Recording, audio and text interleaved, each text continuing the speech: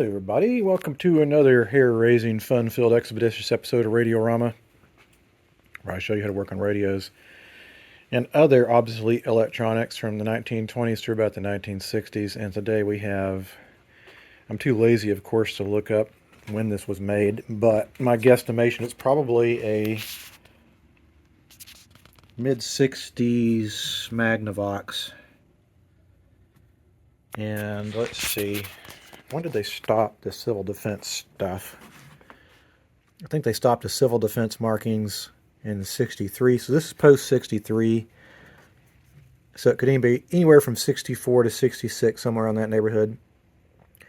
It's interesting because, I mean, I'm not the biggest Magnavox fan. I think their stuff's kind of, I don't know, lame. There, I said it. Y'all can go ahead and get on my case about it. But anyway, they were very early with solid state.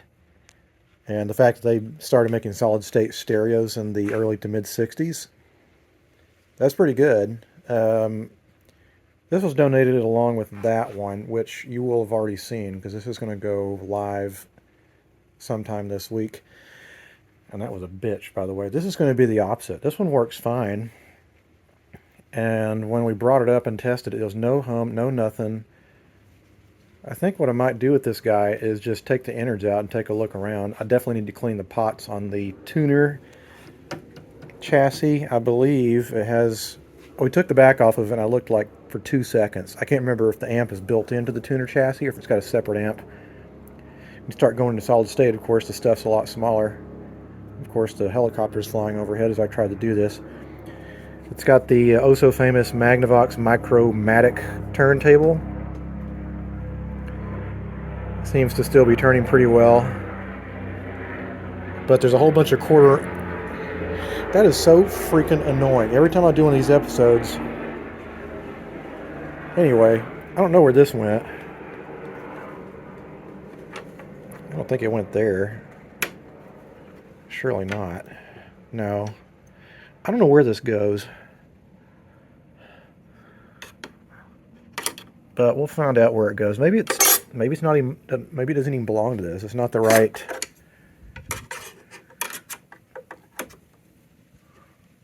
It beats the hell out of me. I mean, it doesn't look like anything's missing.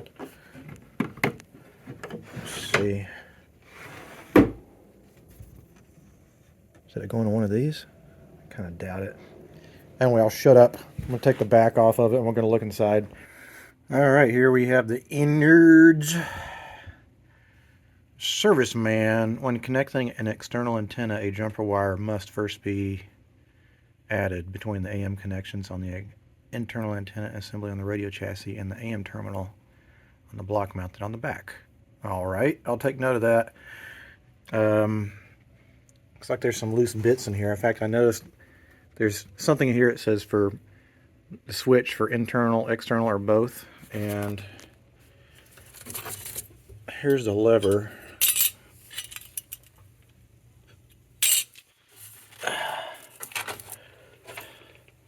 Oh boy. Probably what happened, that thing stuck out the back and probably someone whacked it up against the wall and broke it.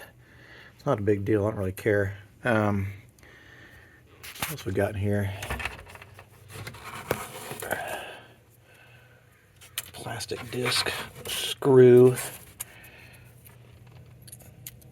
That probably goes on the record player. Looks like indeed everything is on one chassis.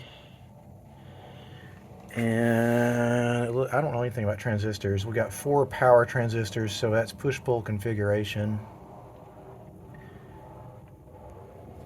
Being solid state, you probably have everything driven directly off of those. Once you get into transistorized stuff, you don't have any output transformers.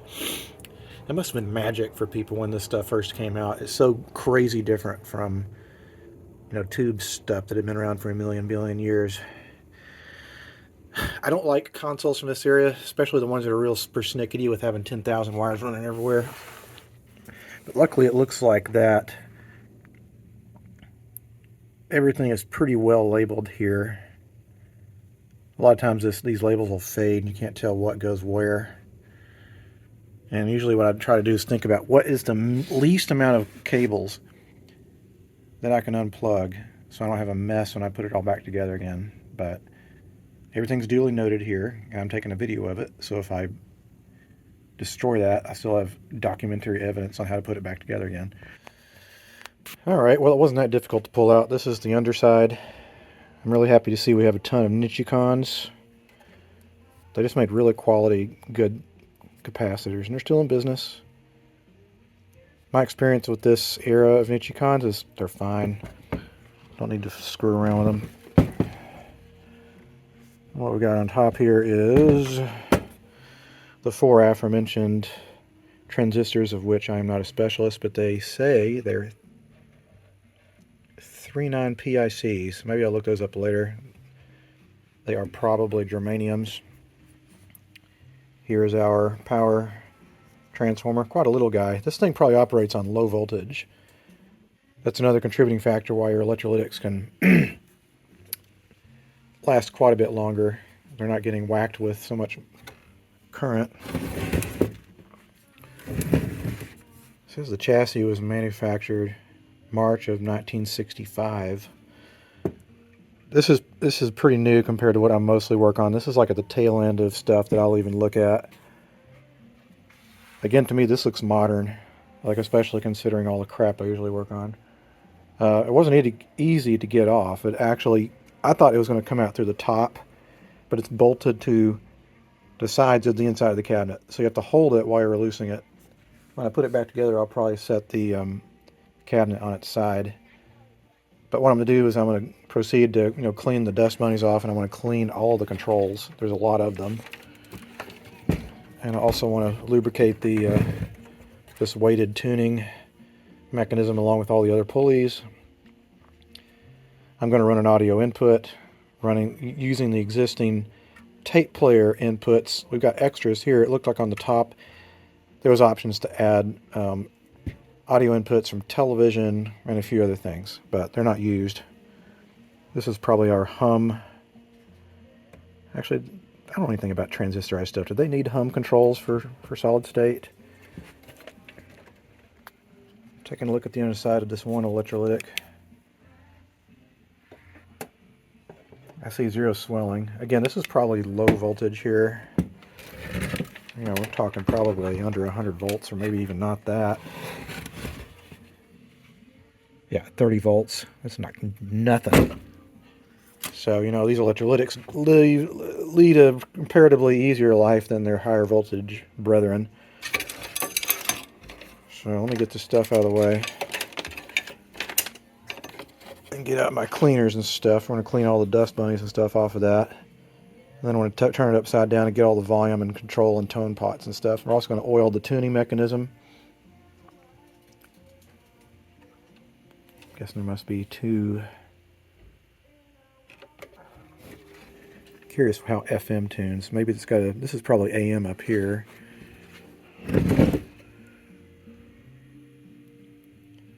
I would have expected maybe to see slug tuning.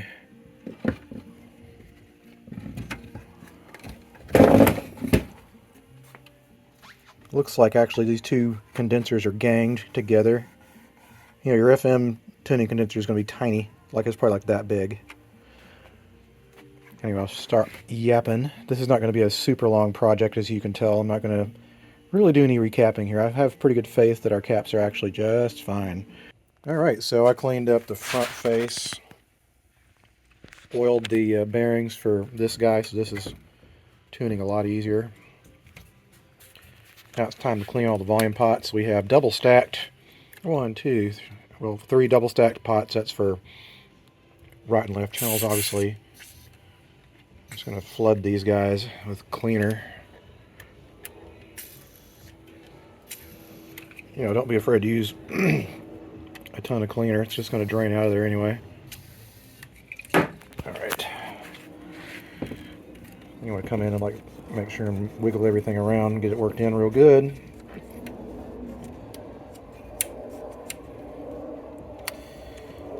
And yes, there is a debate. I'm not going to lie, I'm using WD-40, but I've been using it for years and never had a problem with it.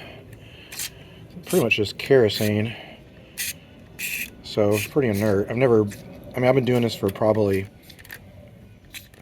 at least 20 years, and I've never had a problem with WD-40. But then again, I could be totally wrong. And so this is all about what you personally want to do and what you feel is appropriate. I want to clean these wafer switches, but I can't get a good grip on it. Get one of the knobs. Oh yeah, it's got a lot of selectors. That needs to be cleaned up real good. I'm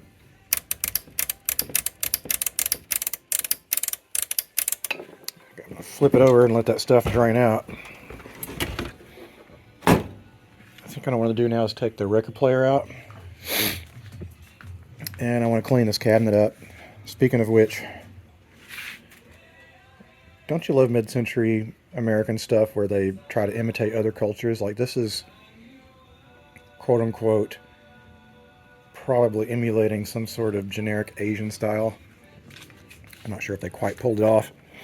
I'm trying to remember how the record player comes out. Let's see.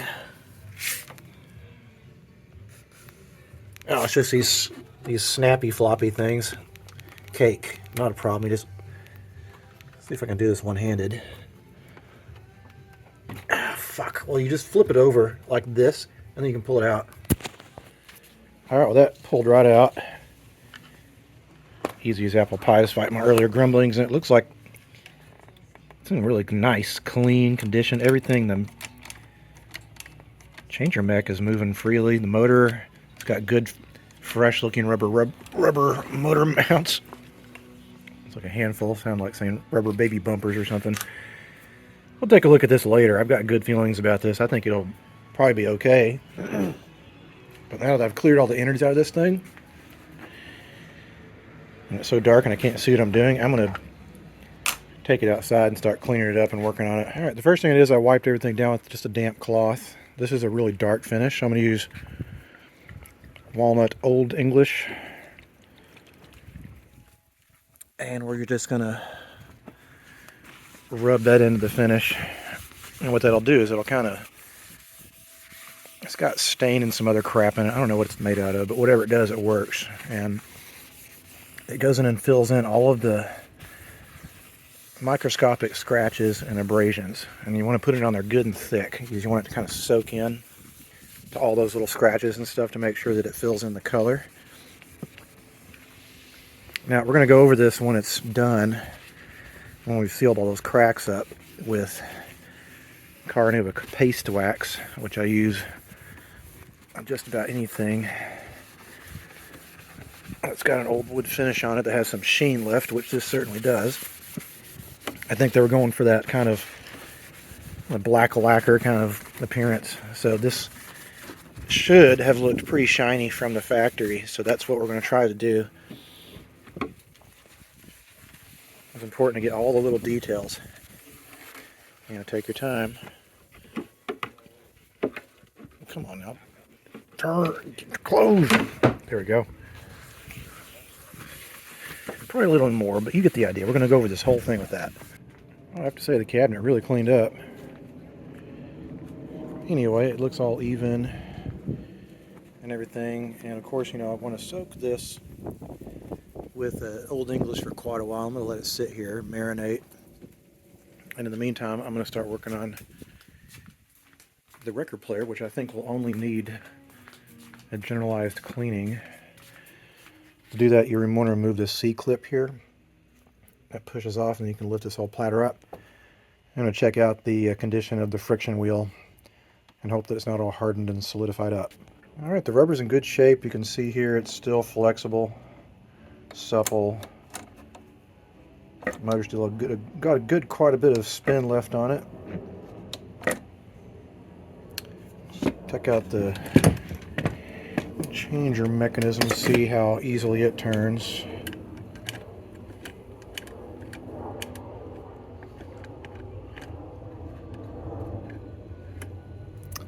Well, I need to clean the Mac. The only problem is I'm not sure if I have enough carburetor cleaner to do the job, because that's what I usually use. And there's a couple of major bearings here that I definitely want to get the gunk out of. Whatever. You know what I'm going to do? I think I'm going to maybe work on this tomorrow. It's getting towards supper time, and so I'm just going to take this opportunity to clean everything up, clean the metal, maybe take the friction wheels off, and clean the platter in the sink, and drag the cabinet back in, and we'll continue this tomorrow. Welcome to the second day of working on the Magnavox Asian style console, and today I'm working the record player a little bit. Last night I did clean it. Looks like it just came out of the factory. It is like in real good shape. That, and this must be late enough to where they must have had some sort of synthetic greases, because the grease on this is not that bad actually. Everything moves pretty well. I'm just going to wet it up a little bit. I'm not sure if that's a term, but I'm going to use just a little tri-flow lubricant here and there. Actually, anything that moves, I just need to touch it. In fact, I should probably quit filming this so I can concentrate. I don't want to squirt everything, but I want to get anything that moves with a little touch of this. Let me get the motor bearings, and then we'll probably clean up and scuff up the friction wheels, even though they seem like they're still pretty supple and sticky. You know, if you've used this at all, like, it's kind of like tires, they can get slick. So if they've been used for a long time, you want to kind of roughen it up a little bit to return that grip. Okay, everything is scuffed up here, lubricated, motor bearings lubricated, all that good stuff. So I'm going to put the platter back on. See how she spins.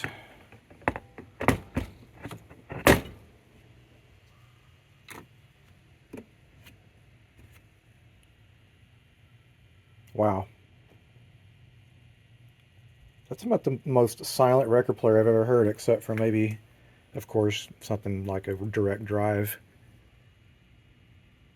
Well, that's spinning really well. I don't think there's a problem there. But anyway, next thing I'm going to do is add a audio input to the tuner and amp unit, so the future owner can listen to whatever they want to plug into it, like whether it be their phone or an MP3 player, or do they make those anymore? And or a Bluetooth module. But anyway, you get what I mean. We really got bad news. Got a channel that's out, so who knows what's going on. I mean, we barely brought it up for a little bit when we were testing this out, and I can't remember if both channels worked. We just listened for a sound. So I switched the channels back and forth on this board just to confirm that one of them's out and it's not a connection problem. Definitely a bad channel. Crap-ola. Well, I just did a precursory little test here, and one side works, the other side is humming. So it's not B plus coming from that guy. That could potentially be a problem. I mean, if it's AC hum,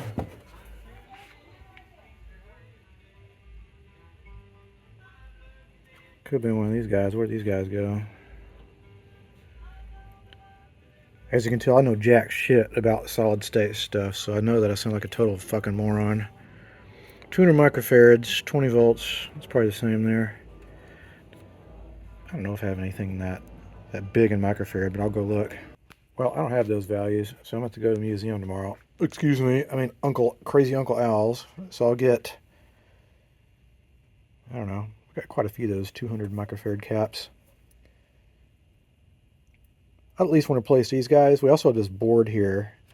I mean, I'm not looking at the schematic, which I should be, but anyway, you can tell right, left channel. So if there's anything wrong on this board, like if you those transistors, if there's any shorted caps, you know, anything on either side of this that goes kablooey could take up my audio. And I don't have a, you know, the thing is, I don't have a transistor checker. And this is I looked at I couldn't find one of these numbers online. Like, it's clearly a house number, meaning that's manufacturer Pacific. So I was talking to one of my buddies who's a solid state guy, unlike me, and he says he can maybe help me take a look to get the possible life of these guys. And if they are in fact bad, we'll have to replace both in that channel. Alright, well, since I don't have the right parts to be able to even try to come close to doing some experimental fixes on the electronics. I'm going to work on the cabinet, because through brute determination, either it's going to be me, someone helping me, or a combination of other people who will figure out the mysterious solid state secrets this has. Anyway, always good to work on something you're not comfortable with. I'm going to take the car wax from my car Nubic tins over there. I don't know if I feel like getting out the electric buffer. What time is it? It's almost 6. Whatever, I'm going to do it by hand. It's nice and warm out here. Alright, this has been about, I don't know, probably a couple of weeks. But I could not figure out what was going on with my left channel on this guy. And at the time period, we were really trying to get stuff ready for our next antique show. So I figured it'd be quicker if I just handed it off to one of the other guys. He figured it out. We had 2 bad caps here, 2 here. I can't remember if I did this or he did that. Cross the line caps. That's good. So it works. So what I'm going to do is reassemble it. I'm going to check the record player just one more time to make sure it is still cycling through the way it should. I think it is.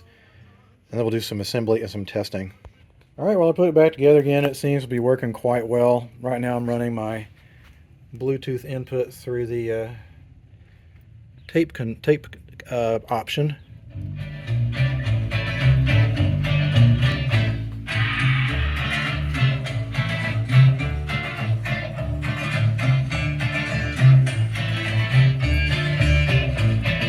Actually sounds pretty good. Everything else works on it. What's really cool too is one of the members that I handed this off to replaced the former just number 47 pilot light with a LED for indicating stereo signal when it comes to FM. That's kind of a nice change. The record player seems to be working quite well here, as demonstrated. Married life is changing somehow. Here's a man that all you. Alright, so record player, radio, audio input all working, so I will call this one. I believe it's done. I know this was kind of a shorter episode, but so is the nature of the beast. Anyway, thanks so much for watching, and until the next time a console or a radio or anything else like it comes across my workbench, see you guys next time. Adios.